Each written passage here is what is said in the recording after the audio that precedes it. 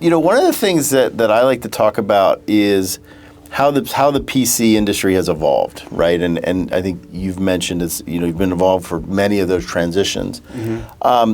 Besides the AI transition that's happening now, I think there's a little bit more subtle transition that happened, and this to me was kind of post-COVID.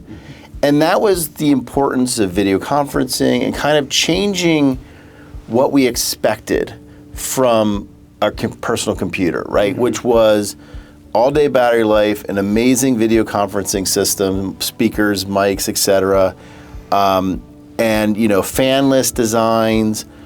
And to me, what's great about that is if you think about so many of those technologies have been pioneered in the smartphone. That's right. And MediaTek is the largest provider of cell phone chipsets to the world, right, every year. I kind of feel like the PC market has now come to really where the ARM ecosystem partners like MediaTek, this is our sweet spot. This is what you guys are so good at doing, whether it's amazing camera pipelines that are, you're used to on your phone, or all the capabilities from recording point of view, and again, the great power efficiency, but yet that performance when you need it. That's how I think about it. I'm curious what you think about how the PC is evolving. Yeah, I think, Andy Grove once said the PC is the ultimate Darwinian device. And it's been around for over 40 years now. And it's always evolved to deliver new usages, new capabilities, new levels of performance that you couldn't do before. And one of those or several of those vectors of evolution are to really bring in some of the capabilities that were really first proven in the mobile or in the handset market, with things like you said, with better cameras, with better audio, with better portability and thin and light form factors. And those things are valued in a PC as well, but you don't want to compromise performance. Tell us a little bit about how you see AI changing the personal computing landscape, today and as we go forward.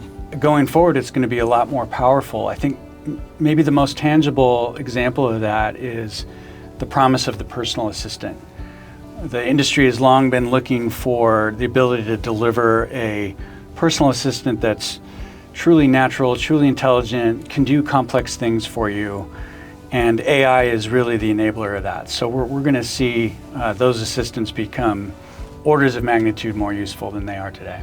Tell me about your new Kompanio Ultra and kind of what consumers should expect they could get from that kind of device.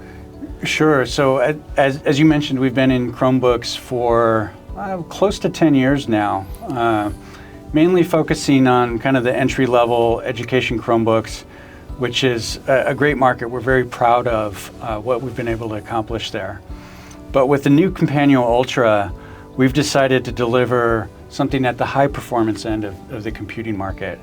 And so this Kompanio Ultra uses the latest ARM high-end cores, paired with the Immortalis-G GPU and with MediaTek's 50 TOPS NPU.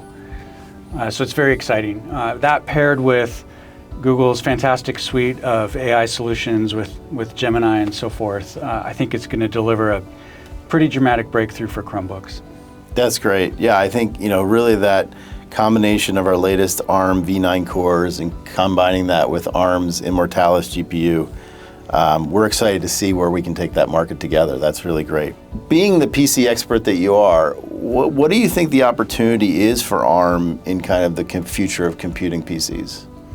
I think the opportunity is, simply put, enormous. I think the way I think about ARM architecture is it is the most ubiquitous CPU architecture on the planet. It powers everything from phones to tablets to wearables and now the data center. And so it's the architecture that the ecosystem is most familiar with. It's just a super exciting time for ARM, for MediaTek, for ecosystem partners, for our software ecosystem, right? That's working with us, helping us make this happen, whether that be Google through the Chrome experience or Microsoft through a Windows experience. So thank you so much for your time today, Adam. Thanks, Chris.